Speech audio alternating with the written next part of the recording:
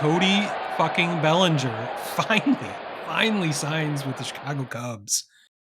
We knew it was coming. We've been talking about this for months.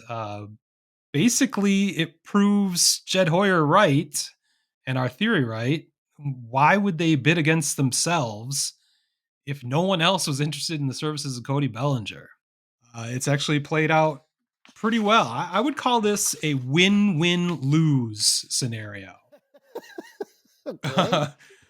Where the Cubs win, they got their guy for much less than the 8 years, $200+ million scenarios that people were talking about going into the Okay. offseason. We got that. Okay. Check. Bellinger gets a modest raise. He opted out. I didn't realize this. He had a 2-year deal with the Cubs. He had a 1 year, $17 million op. First year was 17 million. Second year he opted out of was for 25 million. So he's actually getting 30 million this year in his 3-year, $80 million contract. Well, I hope he can So he afford got to a eat. modest raise. Yeah, he got his modest raise, and he still gets to be a free agent potentially after this year, after next year, or after the final year of the contract, of course. Much like the Carlos Correa deal was a couple years ago that he signed with the Yes. Twins before he signed a 6-year deal, or actually before he signed a 6-year deal with you guys, or 12-year deal with you guys with your Giants, and then that got backed out on. Eventually signing a 6-year deal with the Twins. But so this is similar to that, other than it's $25 million less than what Correa got.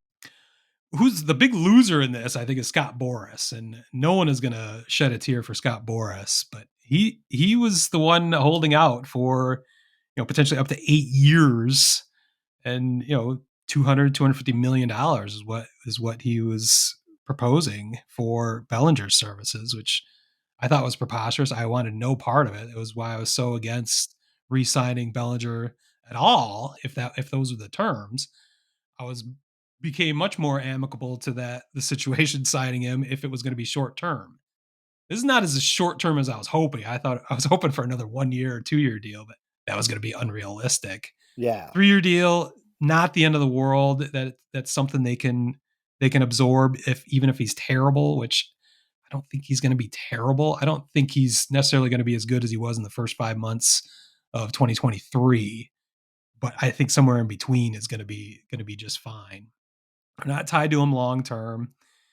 It gives the Cubs a longer runway for two of their top prospects, two top 50 prospects in all of baseball, Pete Crow Armstrong, and now the newly traded for Michael Busch from the Dodgers.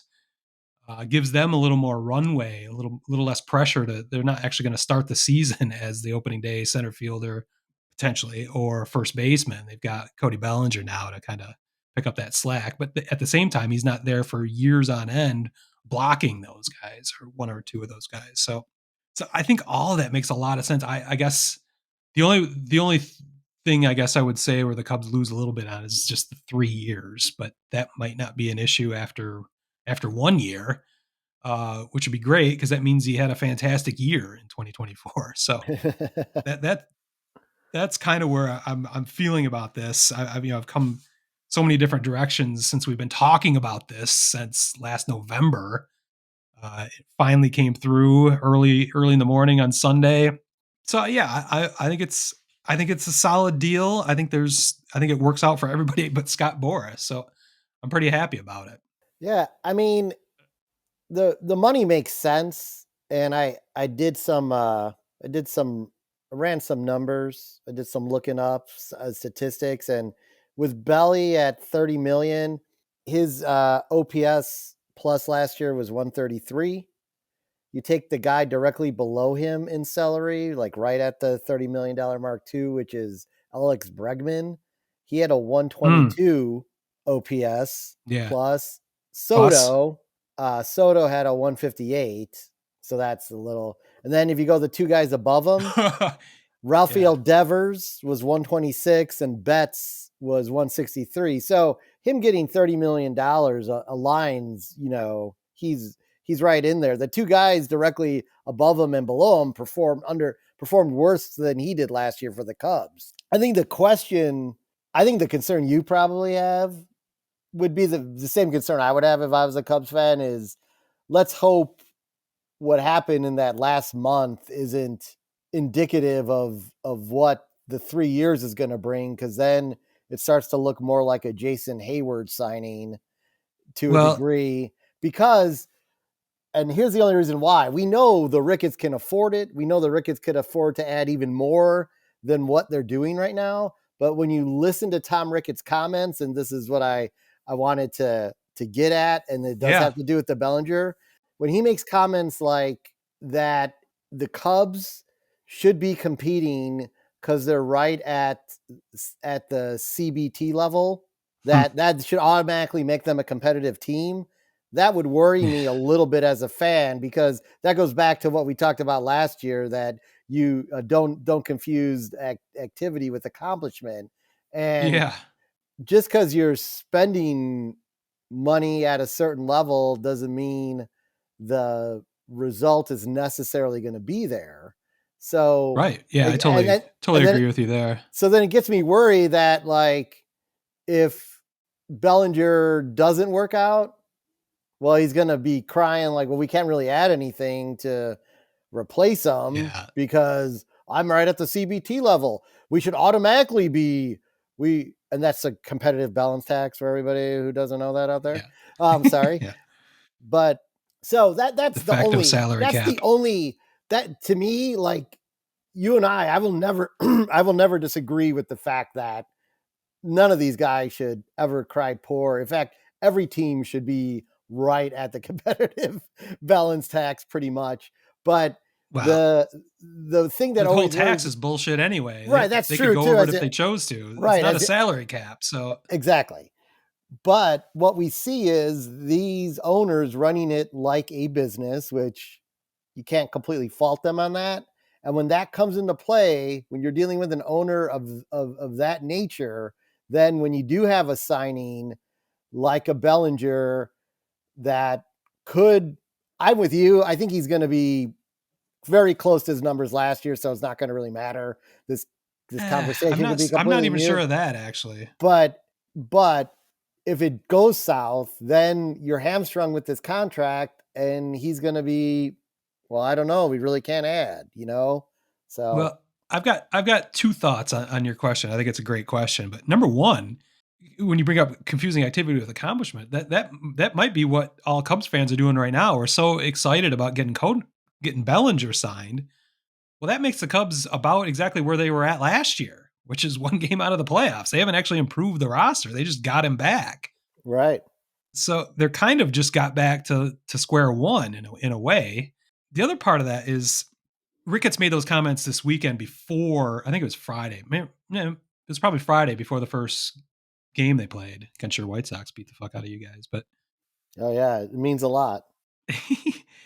so they weren't even at the CBT level, full level $237 million level yet. They were at around 200 million before Bellinger signed. So I think what Ricketts was saying was actually a thinly veiled message directly to Scott Boras, saying, "Oh, we're pretty happy with our payroll right where it's at, right around 200 million. We don't really feel like we need to spend anymore." So I think that message, I think that's a reckless a reckless way to do things, but because that the fans are absorbing that message at the same time. He also knew that this deal was getting signed in the background, maybe. So there's different ways to look at that. So he did go beyond already by $30 million where they were at when he made those comments. I'd agree though. In general, I've been raking Tom Ricketts over the coals since 2020 for his talking about finances when he shouldn't be talking about them at all. It's ridiculous, especially bringing up the competitive balance tax, because as we've always called it, it's a de facto salary cap just because they made up an arbitrary number that they refused to go over. It only costs them money for the first 3 years, I believe, going over it.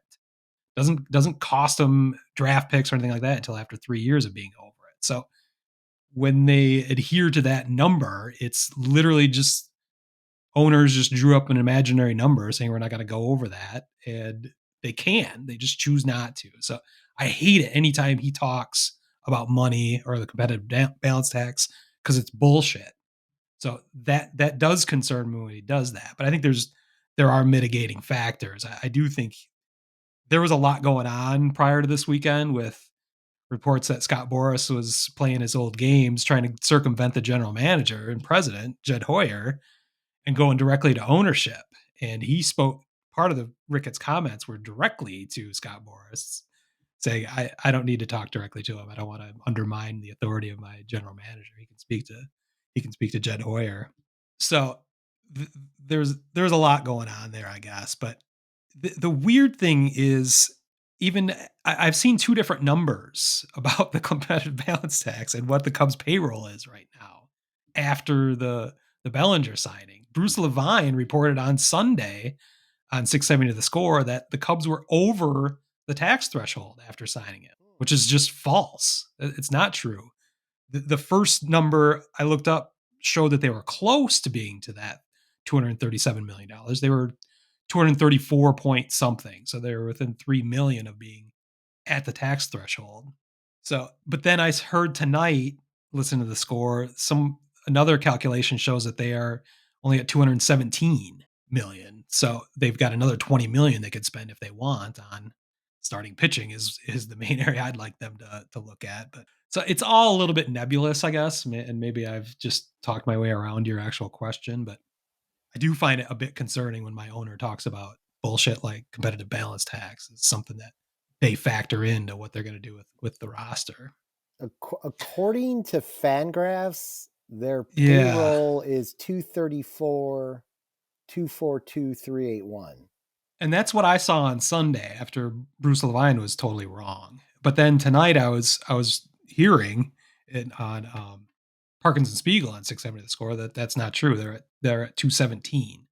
So I don't know what that means. I also heard that number shifts if Bellinger opts out of the deal after the season because the average annual value of the contract shifts. So that it is a fluid number based on what happens in the future. So that's why if you're going to adhere to that tax or if you're nervous about going over, they've got to calculate those possibilities and if people opt out, how that shifts the actual payroll or the what's counted towards the tax threshold. So my God, this just got really boring, I think. I'm not sure I know, yeah. anybody's listening anymore. So we could I'd like to at least move on to like what I brought up a moment ago with I think the Cubs need more starting pitching. They have not really addressed that. They lost Marcus Stroman and signed Shota Imanaga, but that's a zero-sum game, and we're not even really sure what Imanaga is going to be in the major leagues. We have not seen him pitch in America, so I'm not sure what they're actually getting out of that. It's potentially as good as Stroman was in the first half. Maybe it's equal to what Stroman was through. If you take the full season, they need another starter, I think. And if they're really not going to go out and sign Jordan Montgomery or even Michael Lorenzen is another pitcher that's out there that was with the Tigers, had a stellar first half and even had a no hitter with the Phillies after the Tigers traded him. If they're not going to go the free agent route, we talked about it many times. Do Right. they go in the trade market again? The perfect match feels like it's Dylan Cease, and I just for so much baggage between the Cubs and White Sox, and specifically with trades involving Dylan Cease, I'm not sure that's even plausible, but it's fun to think about, I guess. But it seems more likely if the Cubs share my thoughts and that they need more starting pitching depth, that they could pursue that. It appears what they're doing is going to rely on their robust farm system, which is they tried to do that last year with the bullpen, but they had so many injuries in their system that they couldn't replenish that, and they sputtered and failed down the stretch. So that might be a risky way to go. They they've got two of their top pitching prospects are ready to possibly join the majors, and Cade Horton and Ben Brown.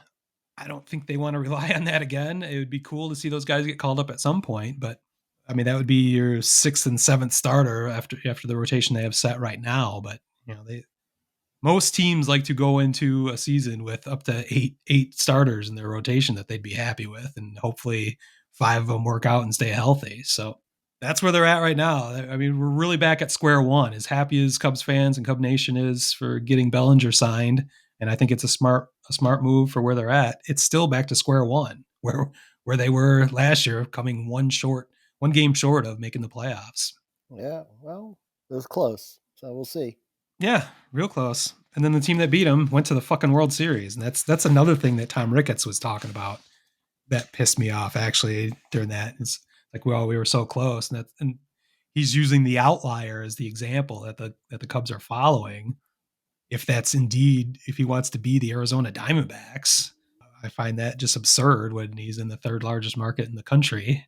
And then you just saw the team that actually won the World Series spent more money than anybody. So the Texas Rangers, with all the $1 billion of signings they made in the last 2 years. So Yep.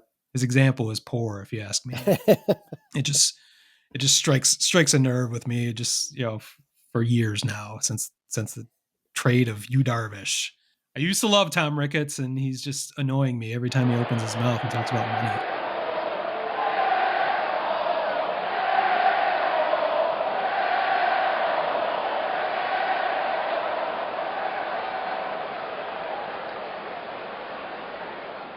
Word Hole Media.